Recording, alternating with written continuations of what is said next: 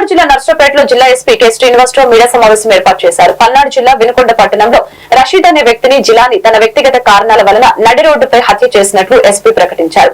ఈ హత్యకు రాజకీయ పార్టీలకు ఎటువంటి సంబంధం లేదని, హత్య చేసిన జిలాని అనే వ్యక్తిని పోలీసులు అదుపులోకి తీసుకున్నారని తెలిపారు.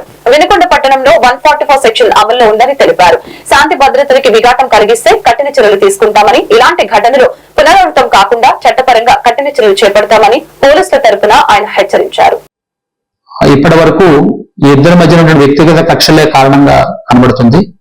ఎటువంటి పార్టీల ప్రమేయం కానీ ప్రస్తుతానికి ఏమీ కనబడడం లేదు. కాబట్టి ప్రజలు దీన్ని గమనించి ఎటువంటి శాంతి భద్రతల సమస్యని తలెత్తనీయకుండా చూడాలని చెప్పడం జరుగుతుంది. ఇటువంటి చర్యలకు పాల్పడే ప్రతి ఒక్కరికి కూడా కఠినమైనటువంటి హెచ్చరికలు అయితే చేయడం జరుగుతుంది. పోలీసు నుంచి కఠినమైన చర్యలు కూడా తీసుకుంటామని చెప్పి ఖచ్చితంగా చెప్పడం అయితే జరుగుతుంది. ఇప్పటి నుంచి ఇక్కడ 144 సెక్షన్ ని అమల్లో పెడుతున్నాము. 144 సెక్షన్ కూడా ఇక్కడ అమల్లో ఉందని కూడా తెలియజేస్తున్నాము.